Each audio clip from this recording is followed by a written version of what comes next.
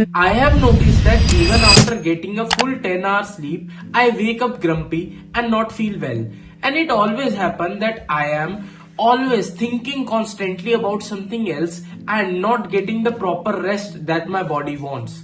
I am always tired, be it whatever time of the day, and I always feel a lack of such nutrient in my body that I am not able to function to my 100% capability.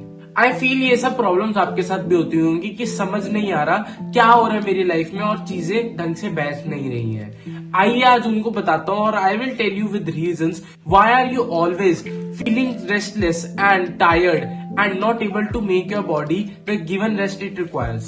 The first problem which I believe is lack of sleep quality. हमारे सोने उठने का कोई time ही नहीं रहा है, हम कितने भी बजे सो रहे हैं और कितने भी बजे उठ रहे हैं, और जो हमारी स्लीप ड्यूरेशन है उसका भी कोई फिक्स्ड पैरामीटर है ही नहीं। हम कभी तो 10-10 घंटे सो रहे हैं और कभी हम 5-5 घंटों पे भी अपने दिन गुजार रहे हैं और कॉफी के घूंट लगाई जा रहे हैं। बट क्या ये सही है? इसी कारणवश ऐसा आपने खुद नोटिस किया होगा कि हम हर वक्त जब भी उठते हैं हमें गुस्से के मोड में रहते हैं और अगर हमें कोई हाथ लगा दे हम टाइम बॉम्ब की तरह फट पड़ेंगे।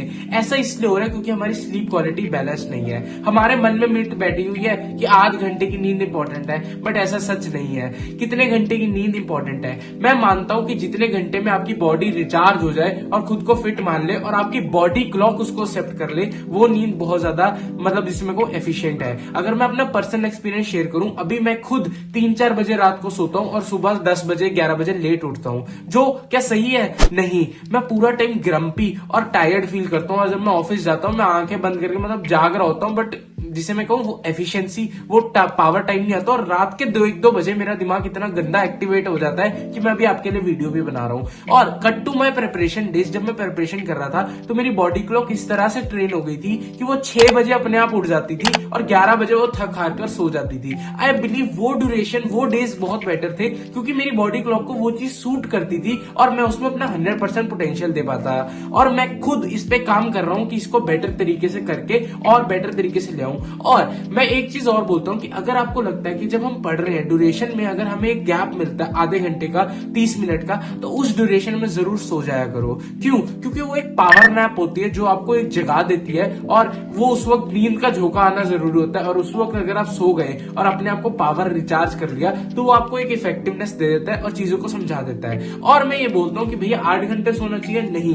मैं बोलता हूँ आपको 6 आवर्स के ड्यूरेशन में, 3 आवर्स के या 1.5 आवर्स के ड्यूरेशन में सोना चाहिए। मतलब 1.5 आवर्स या 3 आवर्स या 6 आवर्स या फिर हमारा 7.5 आवर्स। अगर आप इन ड्यूरेशन के बीच में सो के देखिए, इतना डिफरेंस रखे अपनी स्लीप का, तो आप डेफिनेटली देखेंगे कि आप बहुत ज्यादा फ्रेश उठेंगे और आपको एक इम्पैक्ट दिखेगा अपनी स्लीप क्वालिटी पे। Poor diet and nutrition. भैया जी मोमोज आ रहे हैं जी, आ रहे हैं क्या जी, छोले भटूरे चल रहे हैं जी, ये चल रहा है जी, वो चल रहा है जी, रसमलाई आन दो, मिठाई आन दो। जिस हिसाब से हमारा पेट बढ़ी जा रहा है वो तो उधर तो देखी जाएगी, बट हमारे जो मेंटल पीस खत्म हो रहा है इसकी वजह से वो आपको नहीं पता। आपके छोले भटूरे आपका मेंटल पीस खा रहे हैं। हाँ, ऐसा मैं क्यों बोल रहा हूँ? क्योंकि ये जो फ्रूट्स होते हैं, जो फ्रूट्स कह रहा हूँ, ये जो फूड्स होते हैं ये ओकेजनली ही अच्छे लगते हैं। कभी कभी शादी का मेन्यू अच्छा लगता है, डेली शादी के इन्विटेशन आ गए ना तो हो गया बेड़ा गर्क। तो हमें अपने आप को संभाल के चलना चाहिए और हर दिन इन चीजों में इंडल्ज नहीं होना चाहिए और हेल्दी खाना खाना चाहिए। आपने खुद नोटिस किया होगा कि जिस दिन हम हैवी बिरयानी खा लेते हैं उस दिन की रात सोना,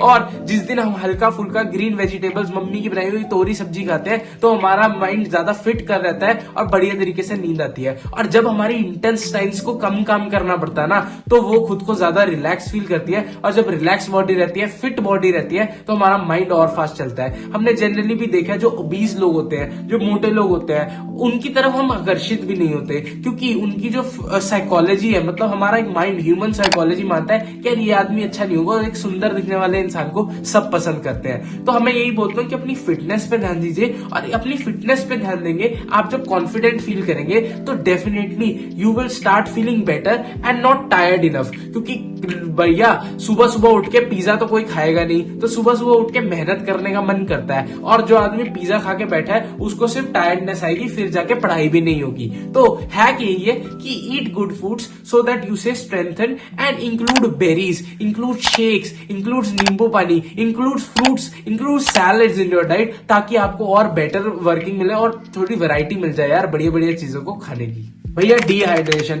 पानी को तो ऐसे इग्नोर ही कर रखा है जैसे हमारे पास बहुत ज्यादा पानी पड़ा हो, फ्यूचर के लिए भी सेव करके रखेंगे और फ्यूचर जनरेशन को हमने ही तो पानी बचा के देना, या वो हमारी एक्सो की भूले भुलाए भूल जाए। छोड़ो यार, इसकी तरफ क्या देखना भाई, पानी पी लिया करो यार। तुम अभी ये वीडियो देख रहे हो तो एक बार ये पॉज करो और जाके पानी पी के आओ, थोड़ा पानी पिया करो। जब बॉडी में पानी जाता है ना, हवा और पानी, हवा लिया कर बिड़ू, जैसे जैकी दादा ने बोला ना, सांस लिया कर और पानी पिया कर। जितना ज्यादा तू खुली हवा में सांस लेगा और पानी पिएगा, तेरी बॉडी और ज्यादा हाइड्रेटेड रहेगी, खुद को फिट मानेगी। और भैया स्किन भी ग्लो करती है। जितने तू एक्टर एक्ट्रेसेस देख ले, जो जो तेरे को फेमस बंदे पता है, जितना मुझे उनके ब्यूटी सीक्रेट्स के बारे में पता है, वो सब लोग पानी पीते हैं। और जब पानी पीते हो ना, बॉडी में से टॉक्सिसिटी जो भी चीजें होती है वो निकल जाती हैं और बढ़िया तरीके से चीजें, सिस्टम बढ़िया रहता है। तो बढ़िया बढ़िया पानी पिया करो भैया। अब तो सर्दियां आ गई हैं, बढ़िया बढ़िया गर्म पानी पिया करो, गर्म करके गला भी सही रहेगा और तुम्हारी डाइजेशन भी ठीक हो जाएगी। लास्ट बट नॉट लीस्ट, तुम्हारी फिजिकल एक्टिविटी। भैया थोड़ा खून पसीना बहाया करो। इस उम्र में अब लड़ाइयां तो होने से रही कि तुम खून बहाओगे। हाँ, मुझे पता है तुम बहुत बड़ी जंग लड़ रहे हो, जो तुम पूरा टाइम अपने पेपर्स की प्रिपरेशन कर रहे हो, चाहे तुम जिस भी एग्जाम की तैयारी कर रहे हो,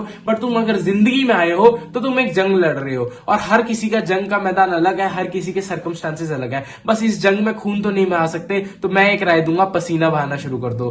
keep your self fit enough. जब तुम फिट रहते हो, फिट बॉडी में काम करते हो, डेली वर्कआउट करो। हाँ, माना हर किसी के लिए वर्कआउट करना आसान नहीं है, तो भाई थोड़ा बहुत वॉकिंग इंट्रोड्यूस कर लो। शाम को टहलने निकल जाया करो यार, एक पुराने दोस्त को फोन मिलाया करो और टहलने निकल जाया करो, ताकि दिल को भी अच्छा लगे और दिमाग को भी बढ़िया से लगे। क्योंकि जब तुम्हारा दिल ज्यादा खून पंप करेगा ना, तुम जब वॉक करोगे या कोई फिजिकल एक्टिविटी करोगे, तो उसको भी अच्छा लगेगा और बॉडी ढंग से काम करेगी। और कुछ जब हम एक फिजिकल एक्टिविटी को अपने शेड्यूल में इंक्लूड करते हैं, तो हम अपने माइंड को भी एक इंट्रोस्पेक्शन का चांस देते हैं कि वो खुद को क्वेश्चन कर पाता है और चीजों को और बेटर तरीके से सोच पाता है। और जब हम कोई फिटनेस एक्टिविटी करते हैं, माना हम थक जाते हैं, बट हम पूरे दिन, उस वक्त हम थक जाएंगे, बट पूरे दिन हम एक्टिव रहते हैं और हमारी बॉडी भी एक्टिव रहती है। और अगर किसी ने बोल दिया ना, हट्टे कट्टे लड़के हो, जरा कुछ सामान उठाओ, तो तुम किसी की मदद भी कर सकते हो। तो फिट बॉडी का राज यही है।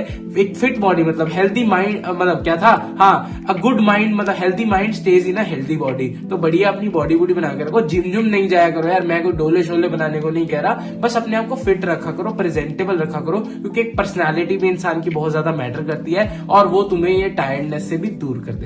Last but not the least, stress and health management. भैया बहुत ज्यादा स्ट्रेस है तुम्हारे जीवन में, मुझे पता है मेरी जान, मेरे को पता है तू कितनी प्रॉब्लम्स फेस कर रहा है। तेरी लाइफ में क्या फाइनेंशियल क्राइसिस चल रहा है वो अलग है, मेंटल प्रेशर अलग चल रहा है, फिजिकल पर्सनल लेवल पे प्रॉब्लम्स अलग चल रही है, फिजिकल लेवल पे अलग चल रही है, पेपर सर पे आए हुए हैं और बहुत सारी दुनिया भर की टेंशनें तेरे सर पे है। हाँ मैं जानता हूँ, बट इन टेंशनों में हमें ही चलना पड़ेगा, हमें ही खुद को चलाना पड़ेगा। जैसे कृष्ण जी ने कहा है ना, our mind is the biggest enemy and biggest strength. हमें इस माइंड को थाम के रखना पड़ेगा और खुद को फिट रखना पड़ेगा और खुद को तैयार रखना पड़ेगा हर जंग के लिए। और वो हम कैसे कर सकते हैं? इस स्ट्रेस की जो प्रेशर टेंशन तूने ले रखी है, इसको ढंग से मैनेज करके, इसको ढंग से सॉल्व करके। और वो चीजें तू कैसे कर सकता है? मेडिटेशन करके। Meditation is the best solution. अब काफी लोग मेरे से पूछते हैं मेडिटेशन करें कैसे? भाई मेडिटेशन करने का सिंपल सा राज है, भैया अपने कमरे की लाइटें लूटे बंद कर दे, या सुबह उठे जब भी तभी 5 मिनट लगा ले, 5 मिनट बैठ के सिर्फ यहाँ माइंड के इस पार्ट पे फोकस कर। और अगर कुछ मंत्र वगैरह, कोई मंत्र या किसी भगवान में बिलीफ है, उसके मंत्र को जाप कर ले, साथ में तेरा बढ़िया से सिस्टम बन जाएगा, ताकि तू खुद को बेस्ट तरीके से मतलब तैयार कर सके पूरे दिन के लिए और पूरे दिन में मेहनत कर सके। और मेरे भाई, अगर तुझे फिर भी कोई दिक्कत रहती है तो तेरा भाई, बड़ा भाई बैठा है। अगर कोई भी लाइफ में प्रॉब्लम है, तुझे डिस्कस करनी है, काउंसलिंग मेंटरिंग सर्विस तेरा भाई देता है। नीचे टेलीग्राम का लिंक है, मैसेज कर दियो, ऑलवेज अवेलेबल। एंड ऐसे ही पढ़ते रहो, मेहनत करते रहो, धूम मचाते रहो और अपने माइंड को थोड़ी टेंशन कम दिया करो यार। जिंदगी में पहले ही बहुत है, तो तू जरा मुस्कुरा ले, एक अच्छी सी स्माइल दे दे। इस वीडियो को यहां तक देख रहा है तो एक अच्छी सी स्माइल दे दे। और एंड करता हूँ ये वीडियो। अभी मैं तो किसी एयरप्लेन में बैठा हूँ, तेरे लाइक कमेंट मेरे तक पहुंचेंगे नहीं, बट कर दियो ताकि मैं देख लूं आकर। Bye bye.